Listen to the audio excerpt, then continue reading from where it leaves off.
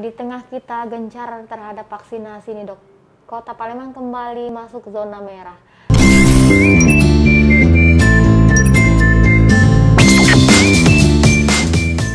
Assalamualaikum warahmatullahi wabarakatuh. Kembali lagi program kita, program podcast Cukup Pedes bersama saya Dian. Nah, kali ini saya sudah ditemanin sama Dokter Cantik. Beliau adalah pelaksana tugas Dinas Kesehatan Kota Palembang, Dokter Fauzia atau yang biasa akrab kami panggil Dokter Sisi. Halo Dokter Sisi, apa kabar? Halo, kabar baik, alhamdulillah. Luar Sehat biasa, ya? harus selalu sehat. Iya, sehat dok ya, Insyaallah, ya. alhamdulillah. Nah, karena kita masih di pandemi, kita masih tetap menggunakan masker ya dok ya? Ya. Tetap menggunakan protokol kesehatan. Dok, kabar mengenai progres vaksinasi gimana nih dok? Bisa diceritakan sedikit? Ya, terkait progres vaksin dari Kementerian Vaksin ini kan sumbernya kita dropping dari Kementerian Kesehatan, dari Kementerian Kesehatan ke Dinas Kesehatan Provinsi, kemudian baru ke kita. Nah, hingga saat ini yang sudah kita terima ada dua jenis. Ada yang satu vial 1 dosis itu kita dapat pas awal-awal bulan Januari untuk tenaga kesehatan. Nah, itu kurang lebih 29.560 vial. Nah, selanjutnya untuk tahap berikutnya, tahap kedua itu masih sama Coronavac. Yang satunya Sinovac, tapi sama itu dari Sinovac semua. Itu 1 vial untuk 10 dosis. Itu yang agak berbeda dari kemasannya. Nah, yang untuk kemasan multidos, itu kita sebutnya multidosis itu kita sudah dapat 26.200 vial. Nah, itu dari jenis kemasan 2 macam. Dari jenis merek atau produsen ya. Satunya Sinovac, kita selain Sinovac sudah dapat juga AstraZeneca. AstraZeneca itu sama kemasannya multidos juga, ada 80 vial. Jadi untuk 1 vial itu untuk 10 dosis. Itu yang kita dapat.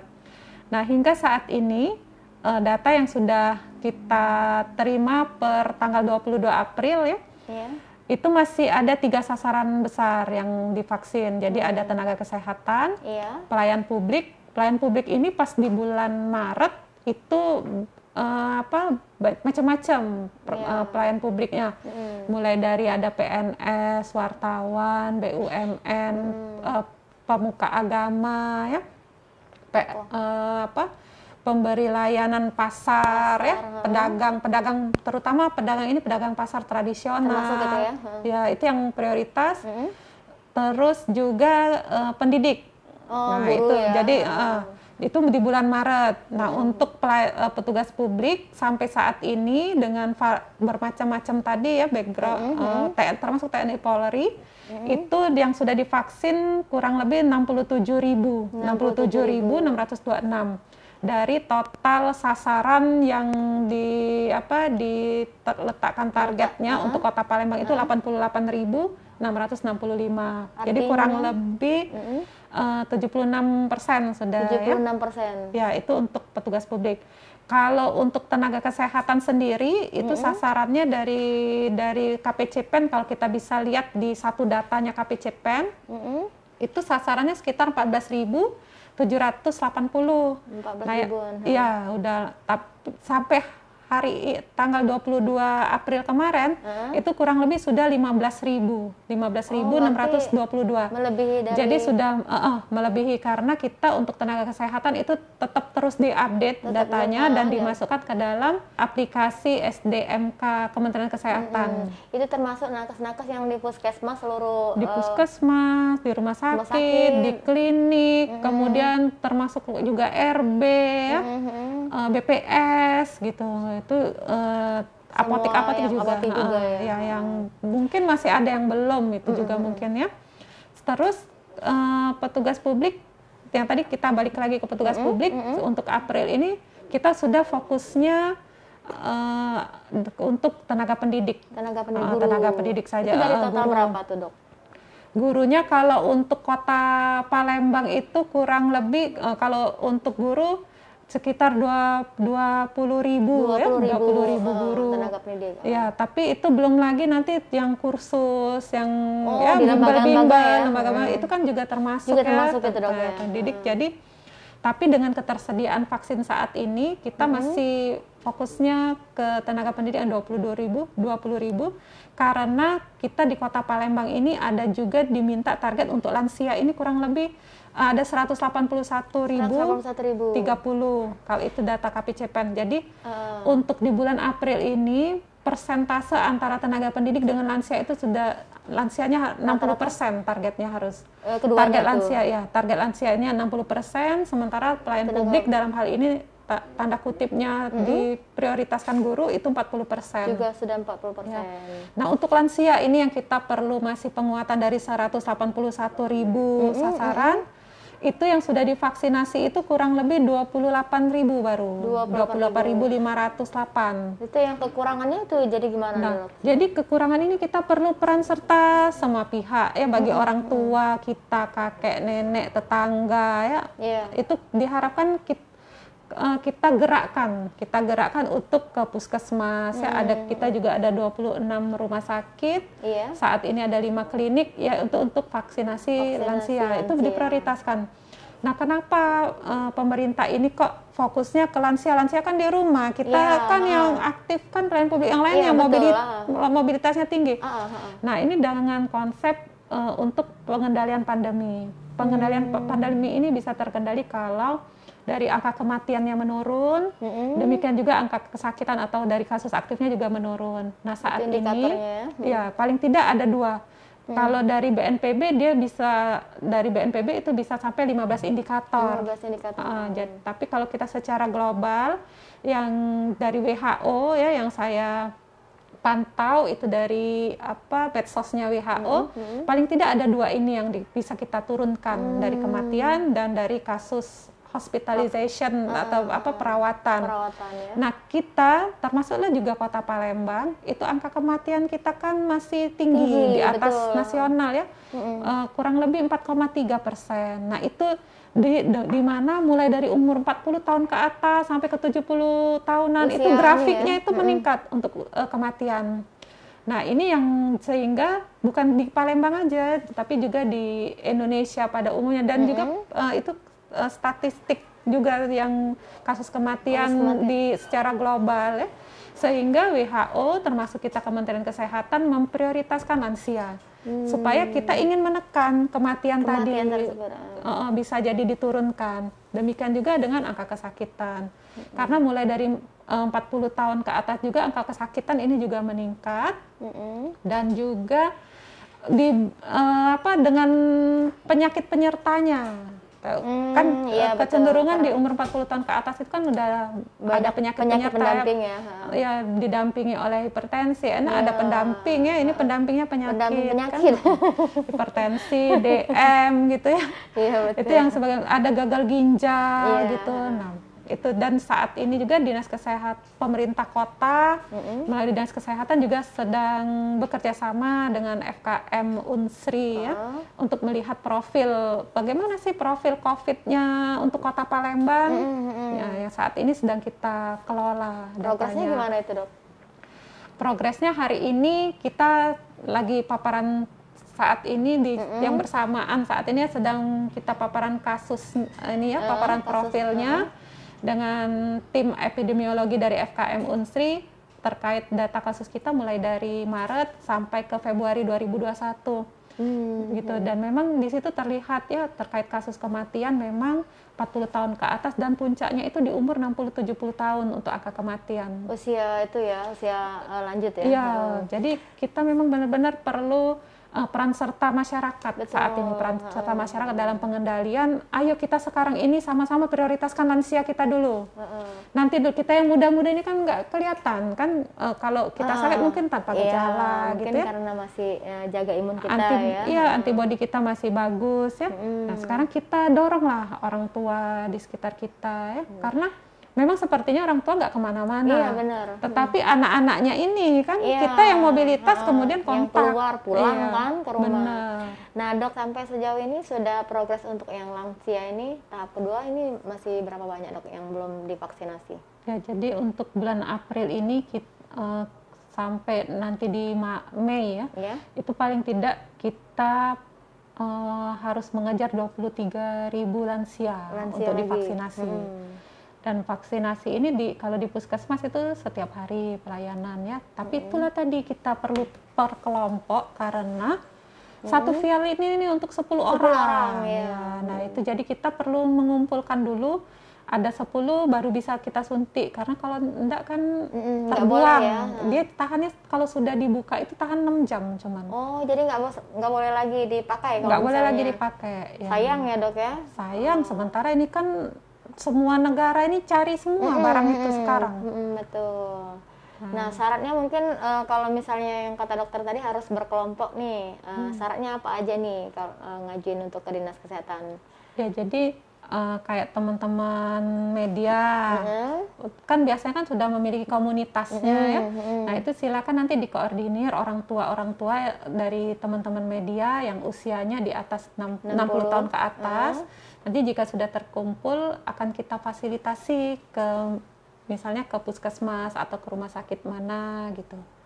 Kami juga berupaya sudah berkirim surat ke bank-bank yang biasanya memang sebagai tempat pensiunan awal bulan misalnya untuk pengambilan dana pensiun gitu ya. Taspen ya. Taspen atau ke kantor pos itu kami juga mudah-mudahan lah nanti bisa di awal-awal bulan ya. Awal bulan Mei ya. Ya, pas pengambilan dana. Dok, di tengah kita gencar terhadap vaksinasi nih dok, Kota Palembang kembali masuk zona merah. Nih tangkapin kita sendiri seperti apa nih dok? Ya, jadi memang dalam per minggu yang lalu juga ya, dan ini minggu kedua ya. Jadi Kota Palembang ini kembali merah. Itu jadi kita tahu bahwa sebenarnya kita semua tahu ya bahwa penularan COVID ini kan melalui aktivitas sosial. Nah, untuk untuk bagaimana strateginya kita juga sudah semua tahu. Dari kita segi pemerintah atau kesehatan dengan 3T-nya, kemudian dari seluruh masyarakat itu dengan 3M-nya, dan ditambah lagi strategi saat ini adalah vaksinasi. Nah sekarang bagaimana kita mengkolaborasikan ini yang masyarakat itu tetap disiplin dengan 3M meskipun sudah divaksin, ataupun jika belum divaksin pada saat ini sebagai kelompok prioritas vaksin, ayo sekarang kita vaksin. Kita perlu duduk bersama saat ini untuk pengendalian vaksin. Karena selagi yang bekerja ini nanti tenaga kesehatan terus melakukan tracing, testing. Ini akan kalau 3M-nya tidak berjalan kurang diikuti atau mungkin masyarakat kita juga udah lelah misalnya lelah. Itu kasusnya akan terus meningkat, apalagi nanti di saat-saat libur, biasanya setelah libur itu nanti 1 minggu 2 minggu kemudian mulai tinggi lagi kasus. Sama juga kita saat ini tinggi, yang sebelumnya ada libur pasca ya. Itu lumayan juga lama ya liburnya. Nah kita naik lagi kasusnya saat ini. Sampai sejauh ini berapa dok? Kemarin tuh ada 54 kelurahan ya. Kemudian meningkat lagi sampai 62 terakhir untuk kelurahan. Sehingga dengan kondisi Palembang dengan kasus aktifnya, kemudian angka kematiannya itu masuk ke dalam salah satu kota yang melaksanakan PPKM berskala mikro. Ada rencana buat vaksinasi baru nggak dok? Maksudnya itu selain Sinovac ya kemarin itu ada nggak Kota Palembang? Kalau saat ini Kota Palembang kita ikut dalam kebijakan Kementerian Kesehatan pusat ya. Kita tadi seperti di awal saya sampaikan kita sudah selain Sinovac kita sudah mendapatkan AstraZeneca. Jadi dua tipe macam vaksin itu yang sudah ada di kita. AstraZeneca itu sama ya jenisnya, sama kayak Sinovac itu atau gimana? Iya sama, cuman dia beda pabrik. Beda pabrik aja. Jumlahnya yang diterima itu lebih sedikit 80 vial ya. Tapi dalam satu vial itu ada 10 tapi ini tetap ya? Satu vial 10 dosis. Sama ya, hanya ininya aja. Itu karena ini kalau misalnya mendapatkan jenis merek vaksin yang lain itu beda infrastruktur kayak Pfizer. Itu dia suhu penyimpanannya tuh juga berbeda. Nah, kalau kayak Sinovac, AstraZeneca ini kan membutuhkan rantai dinginnya yang memang sudah ada di kita di suhu 2 sampai 8 derajat yang memang vaksinasi yang sudah kita laksanakan memang menggunakan vaksin yang di sekitar suhu tersebut. Nah, kalau kita mendapatkan dropping kayak Pfizer atau Moderna itu membutuhkan infrastruktur yang berbeda sampai -70. Jadi nggak bisa Moderna -25 ya. Kita nggak punya kecuali itu dipenuhi dulu ya. Iya, fasilitasnya gitu. ya. Gitu. Itu sama aja atau mungkin kan yang beredar di sekarang ini kan isu-isunya kalau Sinovac sudah tahu nih halalnya gitu. Kalau yang itu belum dia bilang gitu. Itu seperti apa kita menanggapinya? Ya kalau untuk halal atau tidak itu tentu kita menunggu dari MUI ya, kita menunggu fatwanya MUI saja. Kami nggak bisa kami mengeluarkan yang kehalalan itu ya, sertifikat itu ya. Dok, himbauan mungkin terhadap ajakan kita mengenai vaksinasi sendiri seperti apa nih Dok, himbauan kita terhadap masyarakat?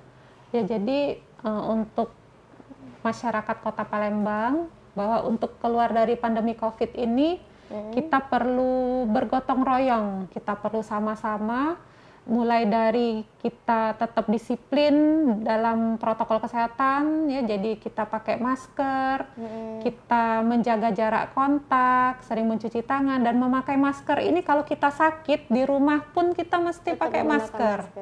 Tetap menjaga jarak kontak. Karena kalau kita lihat juga kasus kontak serumah itu juga mulai meningkat infeksi ya dengan kontak serumah. Itu yang pertama. Kemudian kedua, pemerintah sudah mengeluarkan sudah melakukan strategi berikutnya dalam pengendalian COVID yang juga perlu peran serta masyarakat, yaitu vaksinasi. Nah, saat ini karena kasus kematian lansia umur 60 tahun ke atas itu lebih tinggi dari usia produktif 40 tahun ke bawah, sehingga ini menjadi prioritas dan mari kita sama-sama mengajak orang tua kita, tetangga mungkin ya, kakek nenek, itu juga untuk ke puskesmas terdekat untuk divaksinasi. Divaksinasi Dok ya. Masih adanya mungkin masyarakat yang mungkin mengalami takut vaksinasi karena nggak usah ragu lagi karena ini memang sudah ada uji klinisnya di Indonesia, sudah dilakukan oleh Badan POM ya, selain dari uji klinis yang sudah dilakukan di negara asal. Kemudian juga keteladanan pemimpin kita juga sudah melakukan ya. Ya, saya sudah divaksin. Mbak sudah belum? Sudah Kan alhamdulillah ya. Tapi jangan lupa kalau sudah vaksin itu tetap ya. Masker, prokesnya tetap. Itu sampai kalau ada luarsanya berapa lama Dok dari hasil kalau kita sudah vaksinasi? Nah, untuk masa lamanya antibodi itu bisa memberikan kekebalan itu masih dalam fase penelitian karena karena kan vaksin ini kan juga baru ya, baru 6 bulan. Nah, sekarang lagi berjalan penelitian untuk ke 1 tahun. Ini masih proses penelitian juga. Kapan harus dilakukan booster lagi? Nah, itu belum ini ya. Masih menunggu ya, masih menunggu. So, bagi yang misalnya tuh sudah divaksinasi tapi tetap harus jaga ini ya, prokes ya, Dok ya. Prokes dan hindari kerumunan. Kalau di situ udah banyak kerumunan, udah kita pergi aja. Benar. Oke, terima kasih Dokter Sisi atas waktunya di program podcast Cukup Pedas. Saya Dian, Assalamualaikum warahmatullahi wabarakatuh. Waalaikumsalam warahmatullahi wabarakatuh. Terima kasih.